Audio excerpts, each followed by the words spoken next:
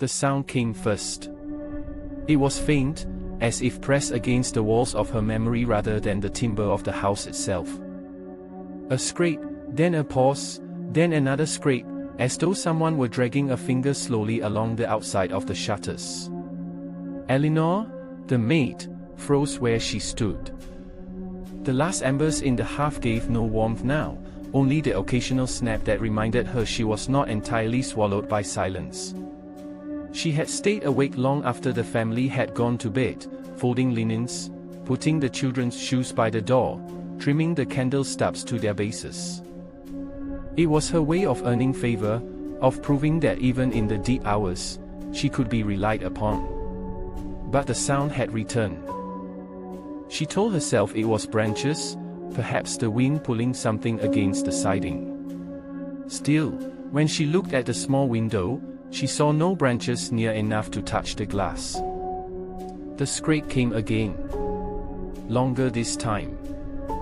She felt it in her teeth, a vibration that did not belong.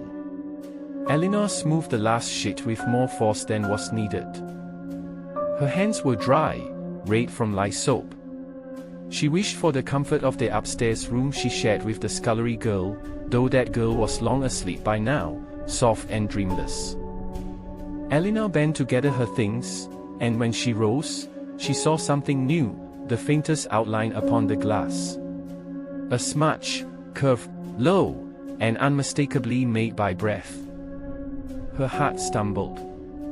There should have been no one outside. The family was strict about locking the yard gates. Beyond them stretched nothing but fields and hedges, damp with fog. She told herself she would not look again. But she did. The smudge was still there, and below it, as if traced with the edge of a nail, a thin pale line. Eleanor did not move for some time. The house around her seemed to swell with its own silence, beams creaking faintly as though holding in a breath. At last she gathered her courage and went to the door, bolting it, though she knew it had already been latched. She pressed her forehead to the wood. The cold seeped through, and for a moment, she thought she felt something on the other side pressing back. She returned to her work, faster now, folding, stacking, setting aside. The scrape did not come again. Neither did the smudge vanish. She forced herself not to glance at it, though she felt it there, the way one feels a candle's flame in the corner of the eye. When the clock in the hall gave its groaning strike, she started so hard she dropped a stack of cloths. They fell with a muffled crash, and the silence afterward was worse than the sound. Upstairs, no one stirred. She was utterly alone. Eleanor told herself she would leave the mess and go to bed. But as she gathered the fallen linens, she noticed something she could not ignore. The top sheet bore a streak, faint and grayish, as if touched by a dirty hand. She had washed it herself only that morning. Her throat tightened. She held it close to the candlelight, examining the smear. It was not dust. Not soot. Something softer, darker, worked into the fibers as though from damp earth. She dropped it at once. The candle sputtered. For one dreadful instant she thought it would go out, and she would be left in the dark. But it held. A weak circle of flame, trembling, and beyond it the long shadows of furniture, warped and unfamiliar. She could not bring herself to walk past the window again. So she kept to the other wall, creeping toward the stairwell. She told herself she would sleep. That come morning, all would be ordinary again. Halfway up the stairs, she heard it. Not the scrape this time. Not even the soft thud of something moving against glass. A breath. Close. Inside. Her skin prickled as if every hair stood upright. The breath did not come again.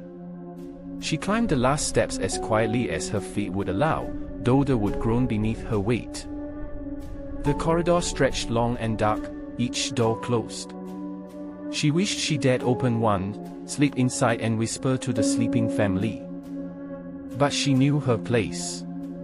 A servant who disturbed the master's rest would not be forgiven. She reached the room she shared with the scullery girl and slipped inside.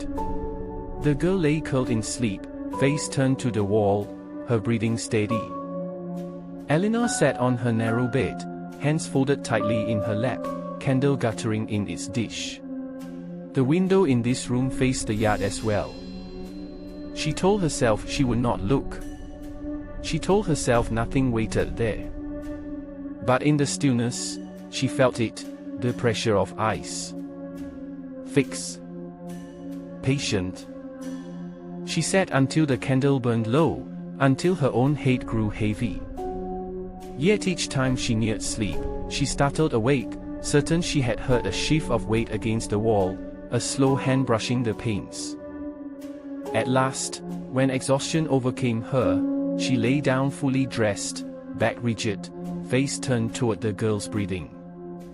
Before her eyes closed, she thought she heard it again.